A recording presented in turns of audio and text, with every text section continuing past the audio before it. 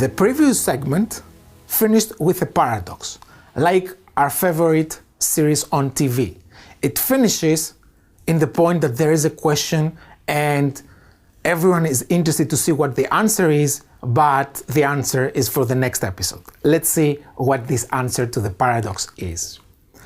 The average willingness to pay in our model is indeed more than 30. We calculate it to be 37.5. However, some particular consumers, they're not willing to pay 30 or above. The average is 37.5, but there are some that they're below the average.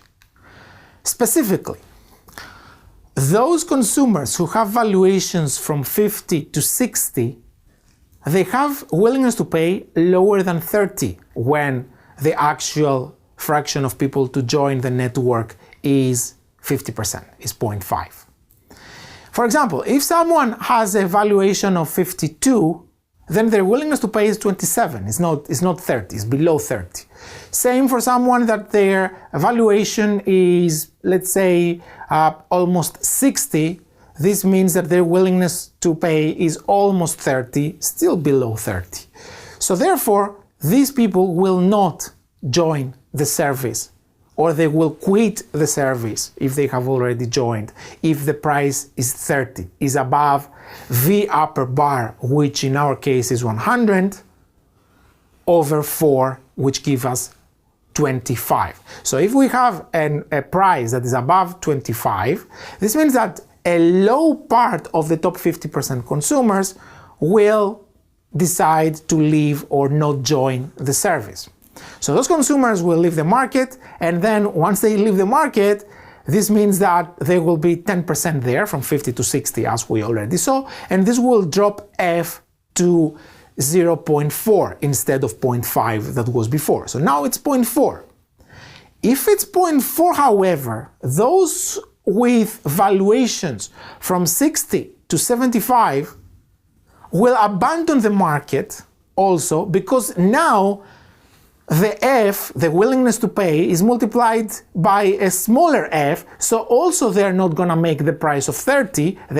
This price is not good for them because now the network has a smaller amount of users, so they will also drop out, dropping F further to 0.25 if all these guys drop out. So now you have the 75% of the market to drop out, so your F has become 0.25, 25% only. This phenomenon will continue since F is not satisfying our expectations, FE. This will continue till the network fails completely. Be careful, this is not going to become a smaller network if you have the wrong price. The network will fail completely, will be obliterated. This is very important for you to know, because you will see how some real networks behave in reality. So what is the equilibrium? Let's assume a cost for setting up a network, because we will need to come up with a profit function again in order to see what is the equilibrium decision for price. So we have a cost to set up a network with a maximum capacity N.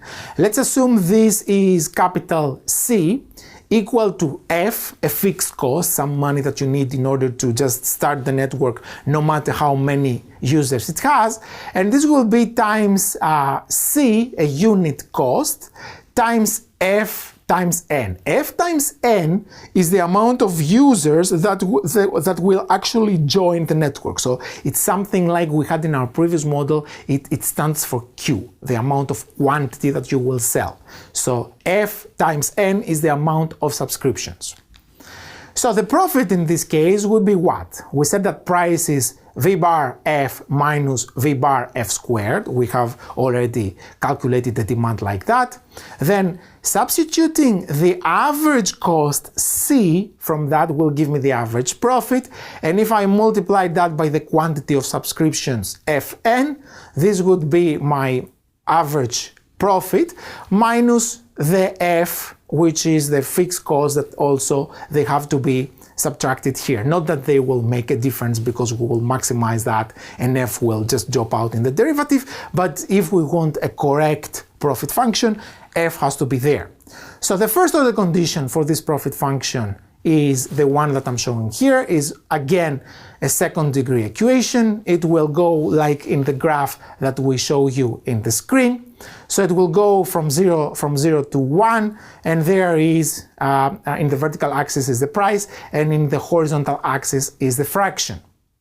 Now this implies that for every situation in the network, there will be up to 3 equilibria, up to 3. I know that quadratic equations have up to 2 solutions, but here we have a third one, and this is the first one is a trivial equilibrium. There it is in the black dot. The trivial equilibrium is when the network is obliterated, like we said before, so it goes to 0. No one, people say, oh, this network is okay, but it's too expensive. No one is going to join, so no one finally joins this network. So we have the trivial equilibrium that the fraction will be 0. No one will join this network. We have a low equilibrium, there you go, at FL, we call that, because this equation indeed will have, this first order condition will indeed have 2 roots. So we have a low equilibrium LF, and then we have a high equilibrium FH, which is in our graph also, and I want you to observe that both FL and FH are for the same price. So for the same price, if your price is at a point that it can intersect with this parabolic curve there, then what you have is you have 2 equilibria, FL and FH. And this gives us an interesting property of networks. So networks can equilibrate in 2 different points. But it's not exactly like that. There is also a very interesting property of this equilibria, what we call a property of stability. This will be important because in 1974, Jeffrey Rolfs noticed an interesting property of this set of equilibria, especially the FL and the FH equilibria. Said that, okay, these 2 equilibria, they are different in nature from each other. He observed that the FL equilibrium was unstable. In general, in economics, our equilibria are stable. That is, if you deviate a little bit from your equilibrium, let's say your equilibrium is here, and you deviate from the equilibrium solution a little bit, then the system itself will have a natural, will develop a natural tendency for you to get back to the equilibrium situation. For example, imagine a system in perfect competition of demand and supply, and accidentally you set the wrong price. Automatically, the market itself will show you that this is the wrong price. You will either observe a surplus or a shortage in this market, and this shortage or surplus will push you to adjust the price so that you will get back to the equilibrium. This is the stability property of equilibria that we have in economics. However, the FL is not one of those equilibria. The stable ones is an unstable. If F equals to FE equals to FL, the network will equilibrate. So if you happen to find yourself exactly at FL, then yes, you will be in an equilibrium solution. This will be an equilibrium. Once you deviate from there, though, there will not be a natural tendency to return to this point.